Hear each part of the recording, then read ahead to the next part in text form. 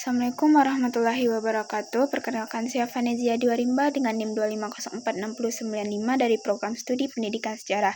Nah, pada kesempatan kali ini saya akan mempresentasikan materi mengenai asas-asas pendidikan dan penerapannya di sekolah dasar. Nah, asas pendidikan merupakan prinsip-prinsip dasar yang menjadi pedoman dalam pelaksanaan proses pendidikan.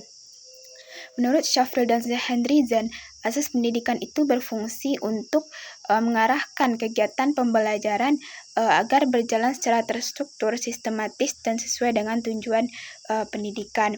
Nah, dengan adanya asas pendidikan, proses belajar itu tidak dilakukan hanya secara sembarangan, tetapi memiliki arah yang jelas dalam membentuk peserta didik yang tidak hanya cerdas secara akademik, tetapi juga memiliki karakter dan keterampilan. Nah, selanjutnya terdapat beberapa asas pendidikan yang penting untuk dipahami. Nah, pertama ada asas Tuturi Handayani, yang berarti guru memberikan dorongan dan bimbingan dari belakang sehingga siswa dapat berkembang secara mandiri. Nah, kedua asas belajar sepanjang hayat, yang menekankan bahwa proses belajar berlangsung seumur hidup dan tidak terbatas hanya di lingkungan sekolah. Nah, yang ketiga asas kemandirian. Di dalam belajar, di mana siswa itu dituntut untuk aktif, kreatif, dan bertanggung jawab atas dirinya sendiri maupun orang lain. Nah, guru itu dapat memberikan kesempatan kepada siswanya untuk berdiskusi, bertanya, dan mempresentasikan hasil kerja mereka sehingga siswa itu menjadi lebih aktif dan percaya diri. Nah, dalam belajar asas sepanjang hayat, sekolah itu menerapkan program literasi seperti membaca sebelum pembelajaran dimulai agar siswa itu terbiasa belajar secara terus-menerus. Dalam asas kemandirian, siswa ini diberikan tugas individu maupun kelompok seperti proyek sederhana untuk melatih tanggung jawab dan kreativitas dalam asas keseimbangan.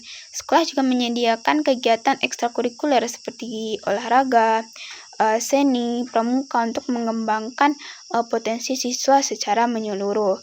Sedangkan dalam asas tak kembang jadi guru, guru itu mengajak siswa belajar di luar kelas dengan memanfaatkan di lingkungan sekitar sebagai sumber belajar. Misalnya seperti kita lihat banyaknya sekolah sekarang yang mengaplikasikan pembelajaran itu dengan alam. Nah, sebagai kesimpulannya, asas pendidikan itu memiliki peran yang sangat penting sebagai landasan dalam proses pembelajaran. Dengan menerapkan asas-asas tersebut, pendidikan tidak hanya berfokus pada pencapaian akademik, tetapi juga ada pembentukan karakter, keterampilan, dan pengalaman belajar yang lebih bermakna bagi peserta didik tersebut. Nah, oleh karena itu, penerapan asas pendidikan itu perlu dilakukan secara konsisten dan terus-menerus agar tujuan pendidikan itu dapat tercapai secara optimal. Nah, sekian yang dapat saya sampaikan terkait materi tersebut.